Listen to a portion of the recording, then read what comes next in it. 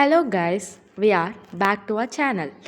Today we are going to see about transaction state in DBMS. What is transaction state? A transaction is a single logic unit of work which accesses and possibly modifies the content of the database. That means which the work has been done in the database, which have been partially stored and partially, that is, the work which have been done in the database have been partially and fully saved in the database correctly. Now, what are the transaction state? A transaction goes through many different states through the life cycle. These states are called as transaction state. What are the transaction state? First, active state, partially committed state, failed state, aborted state, and terminated state. Active state. Active state is the first state in the life cycle.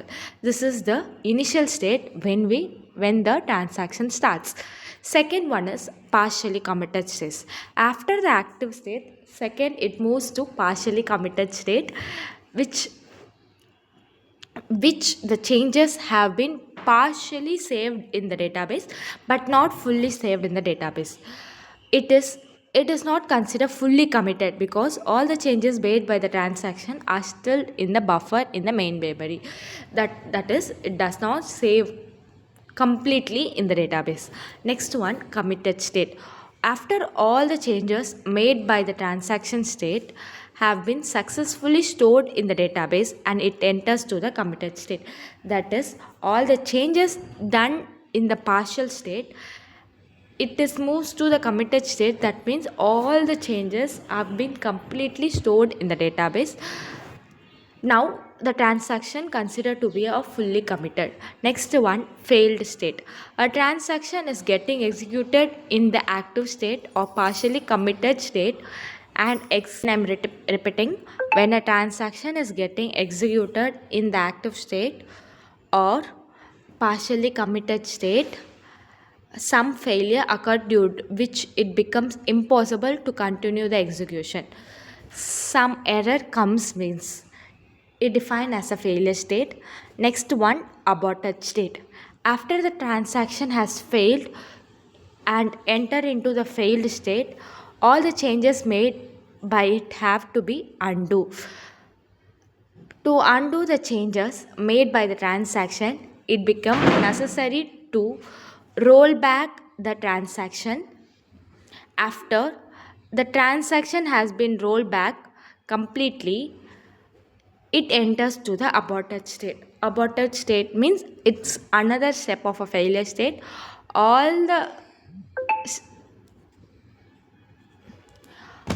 the transaction done or all the changes done in the state will be aborted. That means it will be undo.